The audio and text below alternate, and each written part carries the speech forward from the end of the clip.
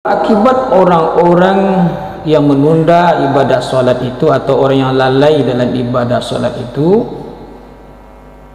termasuk perbuatan dosa. Ini termasuk perbuatan dosa. Sebagaimana firman Allah surat Maryam 59, "Fa khalafa min ba'dihim khalfun adha'us shalah wattaba'us syahawat fasawfa yalqawna ghayya."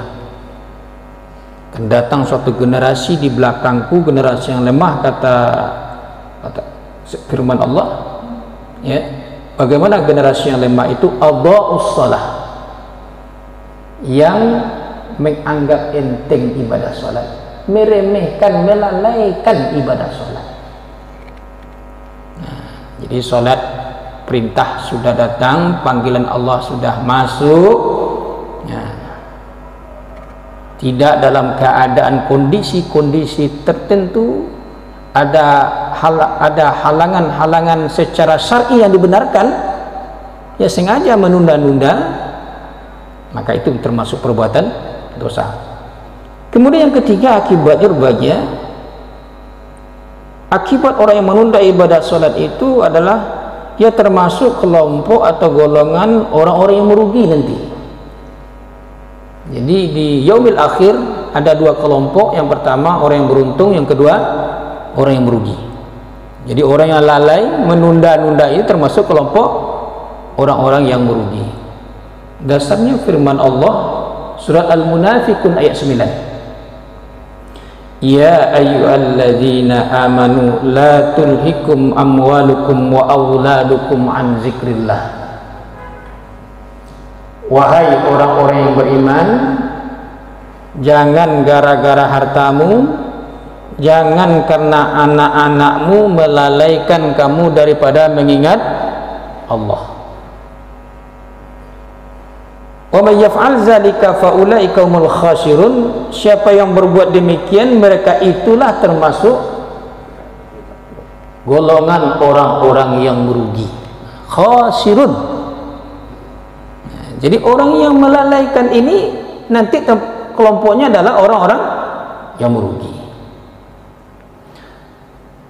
Nah, oleh karena itu Bapak Ibu yang berbahagia, mari hendaknya ibadah sholat ini menjadi prioritas perhatian utama kita. Kenapa?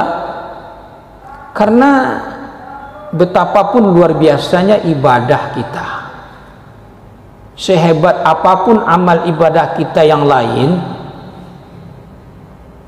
nanti yang akan ditanya oleh Allah di yaumil akhir adalah sholat, Pak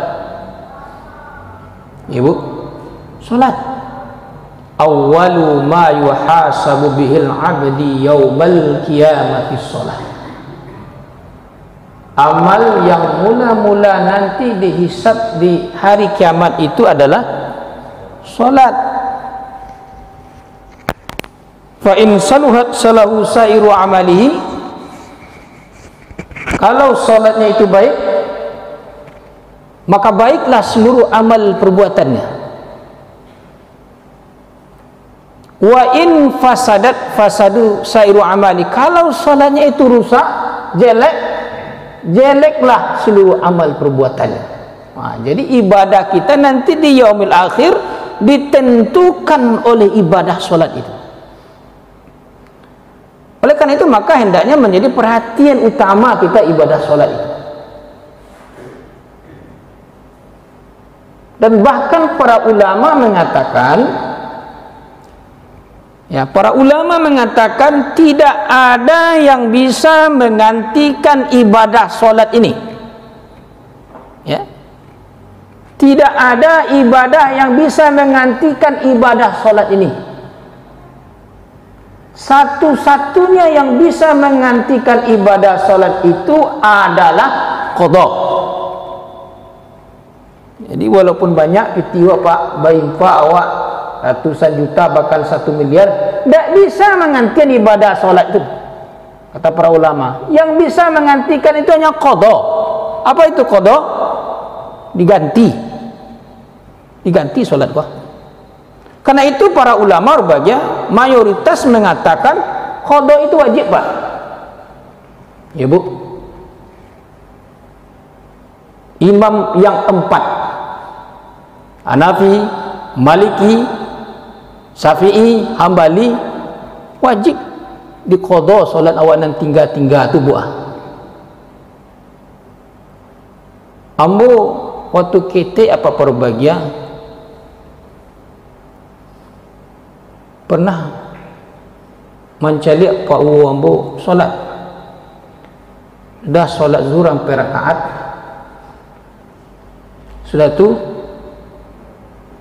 solat lah sampai rakaat sekali dua kali ambo calik baik itu tahu atau itu timbul pertanyaan. Biasanya kalau sudah solat wajib tu sunat tu dua itu yang sepengetahuan saya. Pawo lah tak salah salat pawo sudah sampai tu sampai rakaat lah. Apa kata Pak Wu ambo? Yuang. Kalau awak di kampung berbuyung-buyung sebab yuang Pak Wu dulu-dulunya banyak tinggal sembahyang. Pak Wu aku baru sadar baru kudian kok baru. Jadi nan ampe sesudah solat wajib tadi itu qada namanya. Baganti salat Pak Wu. Banyak tinggal dulu. Waktu muda-muda lah beranak 3 tinggal je Pak Wu. Kok itu Pak Wu? Yo baganti dia tak boleh kalau awak tinggal sembahyang baganti Pak yo. Itu ketik-ketik tu Pak. Sudah tu baca pendapat para mazhab berbahagia mayoritas iyo kecil. Hanya sedikit Ibnu Hazm Az-Zuhri yang mengatakan seperti itu tidak. Cukup tobat saja habis.